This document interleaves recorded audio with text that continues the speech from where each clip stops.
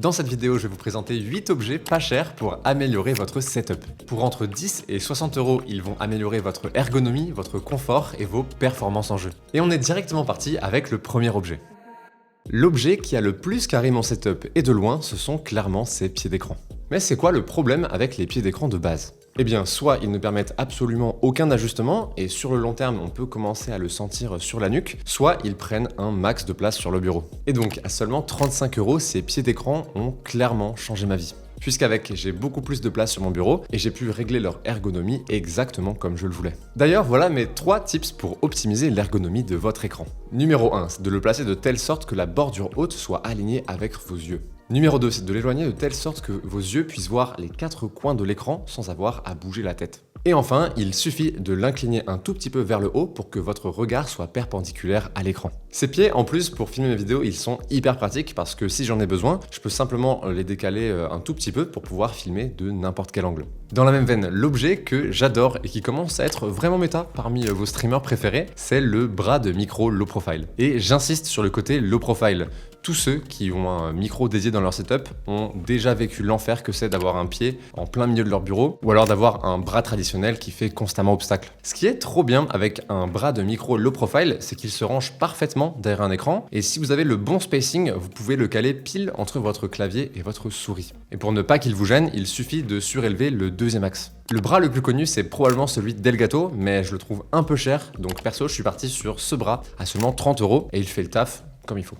Historiquement, mon produit préféré dans mon setup, c'est mon casque, le HiFiMan Sundara Open Back. J'aime beaucoup trop écouter de la musique avec ce casque. Mais le problème avec ce casque, c'est qu'il est super lourd. Et à cause de ça, après de longues sessions, j'ai souvent un peu mal au cou et sur le haut du crâne. Mais si vous avez le même problème que moi, ça peut être intéressant pour vous de passer à des écouteurs. À seulement 35 euros, j'ai trouvé 7 paires qui a un son vraiment pas mal. Ce sont les vrais Sensor et ils viennent directement avec un micro et dans cette couleur vraiment très stylée. D'un point de vue qualité de son, ils se débrouillent très bien, même comparé au Moondrop Aria qui à l'époque coûtait 80 euros. Mais sur PC, ce type d'écouteurs a toujours le même problème, ils sont trop sensibles. Et ça veut dire que si vous les branchez directement sur le jack de votre PC, vous allez entendre ce hiss absolument intankable. Même sur mon Wave XLR en mode faible impédance, le hiss est toujours audible. C'est pour ça que je vous conseille toujours d'en prendre avec un DAC fait exprès. Heureusement, ces vrais Sensor Pro viennent avec un mini DAC en USB-C, mais si vous avez déjà le matériel, sauvez-vous 10 euros en partant avec la version non pro. Perso, j'utilise jamais d'écouteurs au quotidien parce que mon oreille gauche est pas capable de faire tenir quoi que ce soit pendant plus de 5 minutes. Enfin, genre, j'ai vraiment pas le droit au bonheur, c'est intankable. Par contre, s'il y a quelque chose qui me rend vraiment heureux, ce sont les claviers magnétiques pas chers. La plupart d'entre vous ont vu le raz-de-marée qu'a provoqué Mad Lions en sortant leur Mad 60HE. Genre, c'est une dinguerie de plagier le design de Wooting comme ça. À titre perso, ça me donne pas trop envie de mettre mon argent chez eux. Du coup, à la place, je vous conseille bien plus le Monsgeek Fun 60HE Pro Wireless. À seulement 60 euros, ce clavier a les mêmes perfs que le Wooting. Et certes, l'acoustique est pas la meilleure, mais c'est quelque chose qu'on peut améliorer pour vraiment pas cher. Et si cet objet est dans ma liste, c'est parce qu'aujourd'hui, il n'y a plus vraiment de raison d'acheter un clavier mécanique classique. Donc si de votre côté, vous avez jamais eu l'opportunité d'essayer un clavier magnétique, vous devriez ressentir directement le gain en réactivité, surtout dans des jeux comme Valorant où en fait on fait beaucoup de petites décales. Et tout ça c'est sans parler de SOCD, une techno qui priorise ton dernier input quand tu fais des gauche-droite. Ça a le bonus de rendre vos counter-strafe ultra rapides, mais attention parce que si vous l'utilisez dans CS, vous allez vous faire ban. Et pour que vous soyez au courant, SnapTap, SnappyTappy, SOCD, tout ça c'est le même nom pour la même techno, et à titre perso je préfère ne pas l'utiliser parce que je trouve qu'on frôle vraiment les limites du cheat. D'ailleurs, est-ce que vous saviez que SOCD ça avait été créé il y a 10-15 ans par la communauté des jeux de combat ? En fait, pour les joueurs de Leverless, qui est un type de manette très utilisé dans la FGC, le SOCD ça avait été créé parce que dans ces jeux-là, c'est très important de faire des dash-in, dash-back, et aussi ça garantit que la garde sort vraiment frame 1. Mon objet suivant est assez spécifique, mais il va régaler les membres de la FGC, c'est le Splitter Jack. Quand on joue à un jeu de combat, l'atmosphère est complètement différente quand on joue IRL et pas en online. Mais parfois, quand tu veux vraiment lock-in, que ce soit en tournoi ou en free-play, avec ton adversaire, tu mets ton casque pour t'isoler avec le son du jeu. Mais ça, c'est impossible sans avoir un splitter jack. Cet objet est tout simple, il dédouble le signal en entrée. Il est pas parfait par contre, parce qu'on peut pas choisir individuellement le volume dans chaque casque. Donc si vous avez une paire d'écouteurs hypersensibles et que votre adversaire a un casque bien résistant, ça va être un peu chiant.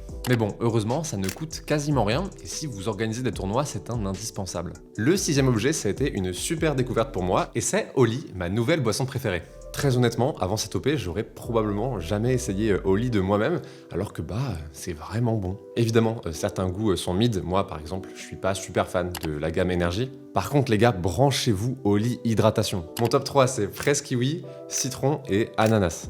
Et grosse mention spéciale au Iced Tea menthe thé vert matcha citron vert qui est un énorme banger. Normalement ça va de soi, mais boire du Oli ça ne vous exempte pas de boire de l'eau, c'est important les gars. Mais pour toutes les fois vous voulez vous faire un petit kiff, Oli c'est une super alternative au soft tradi pour 3 raisons. De 1, tu choisis la dose que tu préfères. Moi par exemple j'aime bien diluer un peu plus que prévu pour renter ma portion. Comme c'est de la poudre, ça prend beaucoup moins de place. Par exemple dans un pot de 50 portions, t'as l'équivalent de 25 litres de boisson. Et du coup ça fait que par portion c'est souvent moins cher. Donc si comme moi vous voulez découvrir Oli, vous avez le droit à 10% de réduction sur tout le site avec mon code auberge des internets. Je vous mets un lien juste ici et aussi juste en dessous. Un grand merci à Oli pour la super découverte et on passe au 7e objet.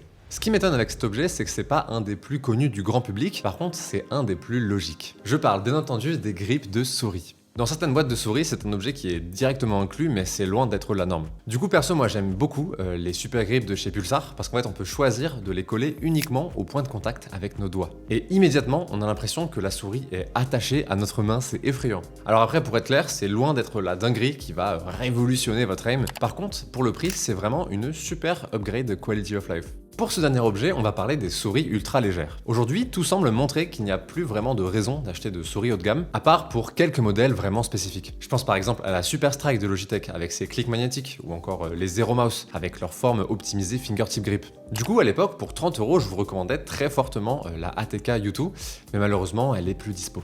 Mais aujourd'hui, pour à peu près le même prix, vous pouvez choper la VXE R1 SE+, qui a l'air de faire un tout aussi bon taf. C'est fou parce que maintenant, je vous assure que si vous avez une bonne souris chinoise pas trop chère, vous avez vraiment aucune raison de convoiter des souris à 150 €. Vu le nombre de vues de la dernière vidéo, ça se voit que vous êtes tous extrêmement chauds pour un petit peu de renouveau. Donc s'il y a un concept que vous aimeriez voir sur la chaîne et que j'ai jamais fait, n'hésitez surtout pas à me le dire en commentaire ou directement en DM Insta. C'est toujours un plaisir d'échanger avec vous. Bref, c'était Antonin, à la prochaine dans l'auberge. Ciao!